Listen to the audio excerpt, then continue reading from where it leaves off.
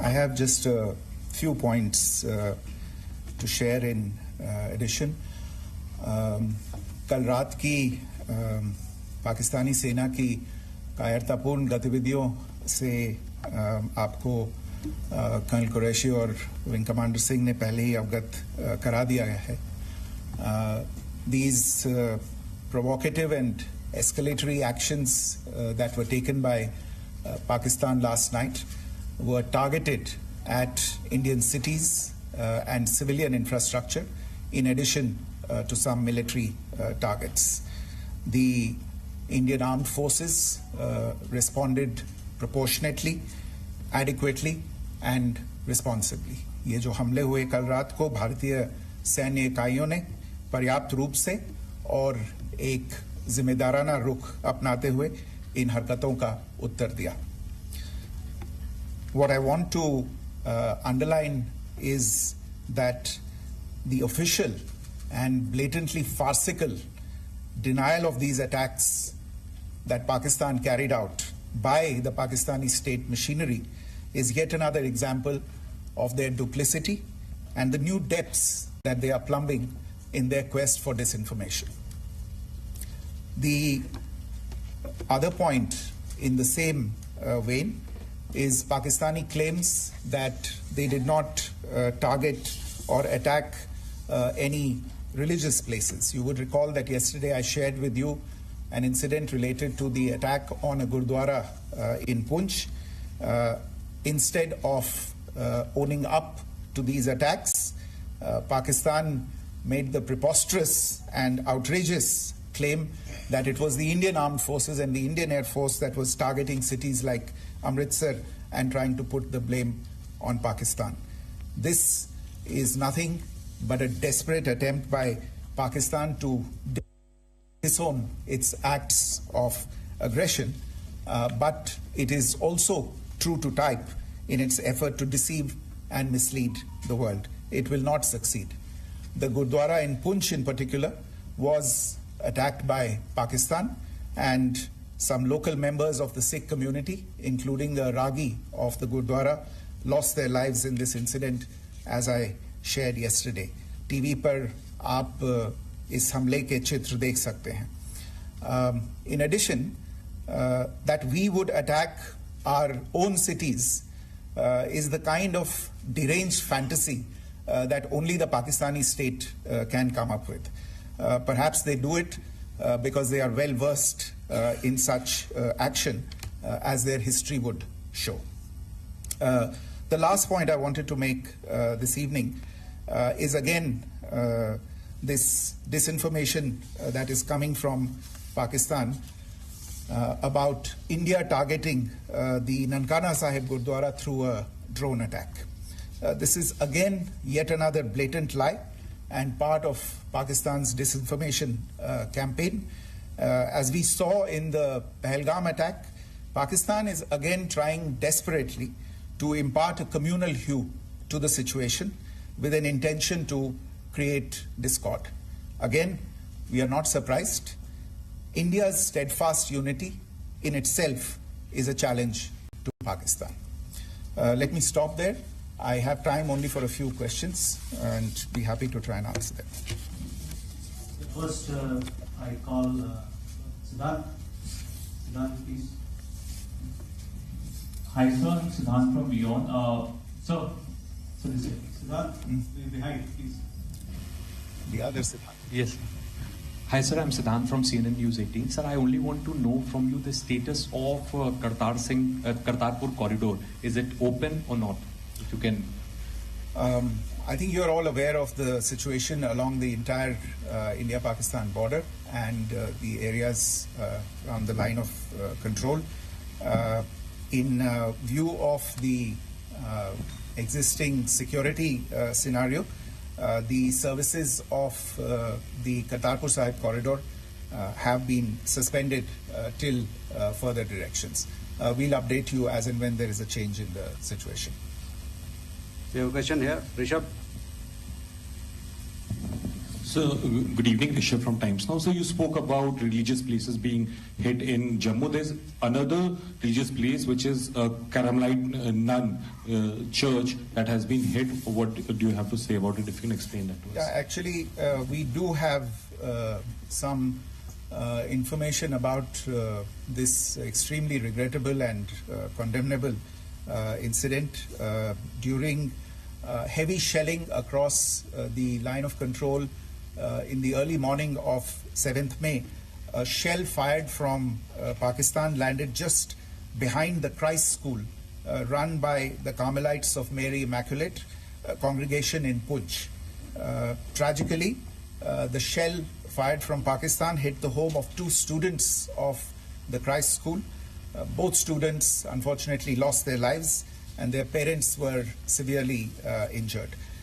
Another Pakistani shell struck a Christian convent of nuns belonging to the congregation of the Mother of Carmel, damaging water tanks and destroying solar panel infrastructure.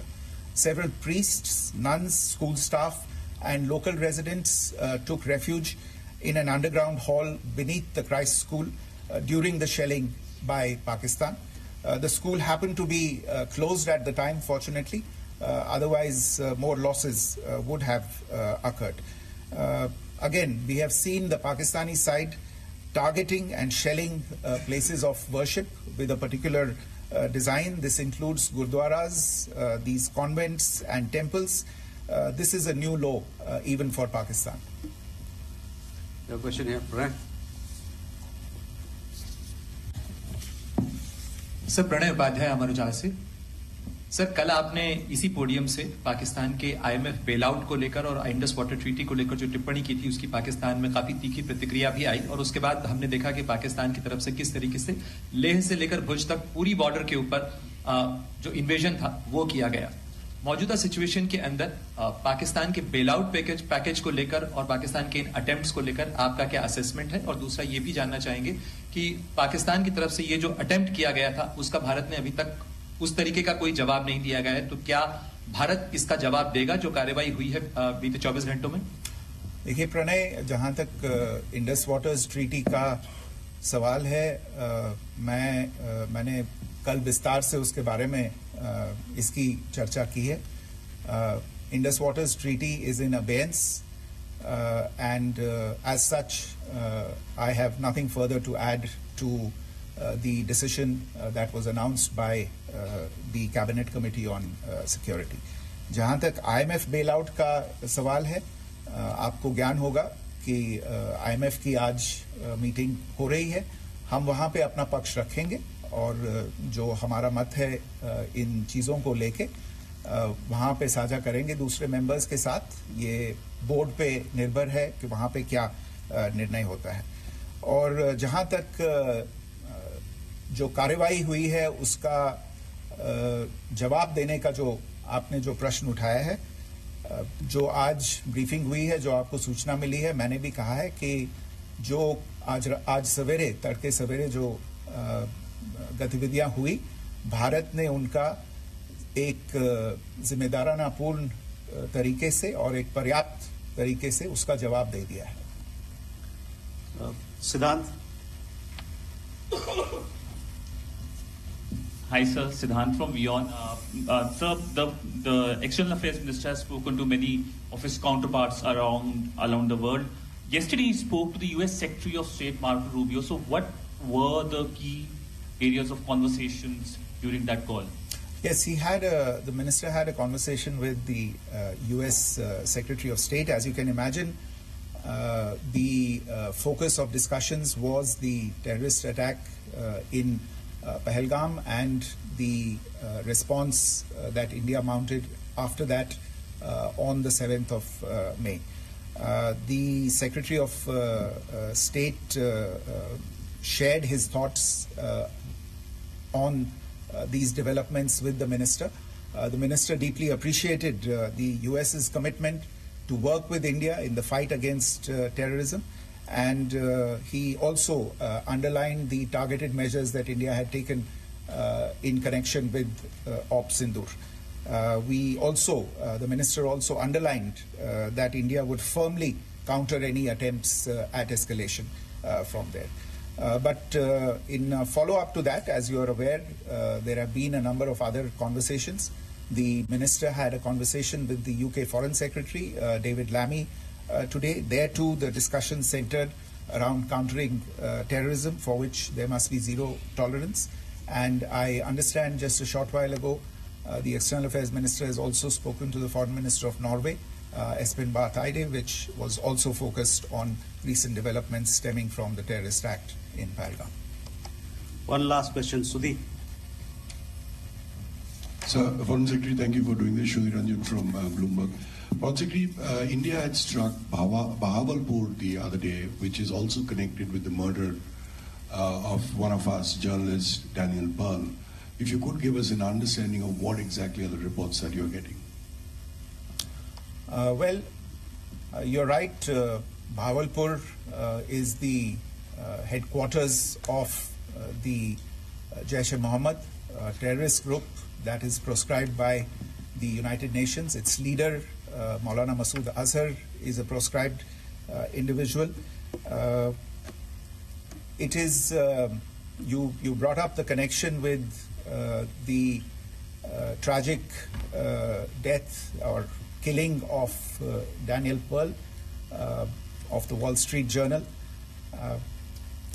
The Jaish-e-Mohammed was in some way directly or indirectly responsible for the death of Daniel Pearl.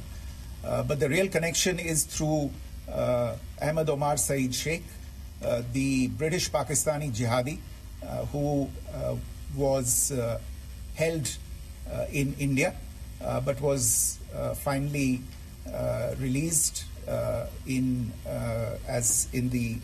2000, and he was the person who lured Daniel Pearl to his eventually leading to his murder. So these are all obviously connected figures, connected individuals, connected institutions, and the attack on Bahawalpur, on that facility of the Jaish-e-Mohammed in Bahawalpur is, I would imagine, a fitting part of this unfortunate incident. Thank you all. Thank you, sir. With that, we come to the closure of this press briefing. Thank you very much.